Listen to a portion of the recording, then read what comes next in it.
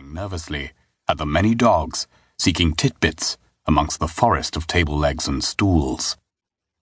A tankard of hot ale stood on the trestle before him, the second he had enjoyed since seeking shelter, and he looked around with feigned disinterest, taking in the many characters such a place attracted. Most were known to him, men of the local villages who frequented the isolated taverns seeking release from overbearing wives or the rigors of their hard existence. Others, as was often the case, were strangers, and though his gaze wandered as freely as his flocks upon the hills, his attention was focused, listening out for anything that could benefit him or his masters. The Drover's Rest was a popular watering hole on the road to Pembroke, not just for the service its name implied, but also as a source of information for anyone wishing to know the latest news about the politics of the day, both local and national. Its reputation meant that many men made it their destination of choice, and spies of all loyalties played their games in the tavern's cloying warmth, offering rumors and news of their own in the hope of gleaning something more important in return. Such was the case on this night, when a caravan bringing salted pork from Gwent to Pembroke Castle sought shelter from the heavy storm. After the exhausted horses had been fed and rubbed dry in the attached barn, men and dogs alike filed into the steamy room for much-needed rest from the elements. "Master Stefan!" shouted the sweating landlord over the noise of the busy tavern. "I haven't seen you for many weeks. Good to see you again." "Indeed," said Stefan, stamping the snow off his boots. "I thought I had seen my last caravan before next spring, but that goat of a man Besford went and got himself killed by brigands a few weeks ago, and there was no one left to bring the salt pork to Gerald."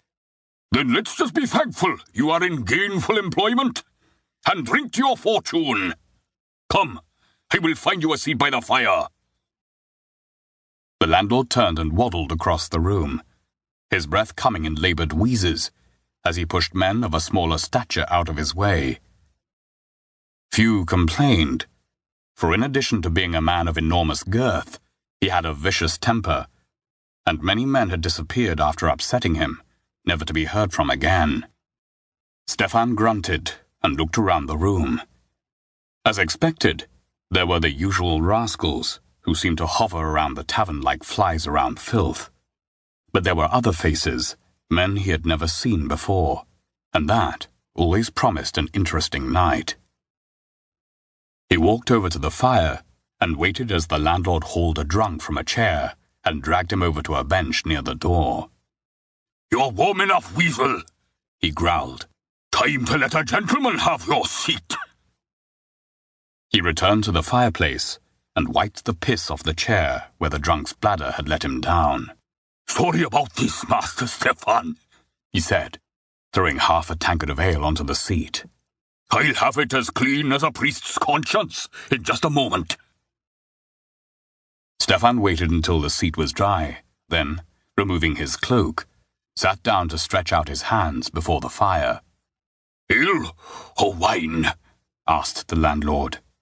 "Ale," said Stefan, "and a bowl of whatever is in that pot." The landlord glanced at the huge cauldron of pottage, sitting in the alcove to the side of the flames. "I can do better than that," whispered the landlord, leaning forward to speak quietly into the cartmaster's ear. "How about a steaming hot beef pie with greens, gravy, and a hand of bread? Freshly baked just this morning it was." "A pie, you say?" said Stefan, his interest piqued. "And how much will you fleece me for such a treat?" "You insult me, my lord," said the landlord, standing up with feigned shock. "The pie was my own, kept behind for my supper.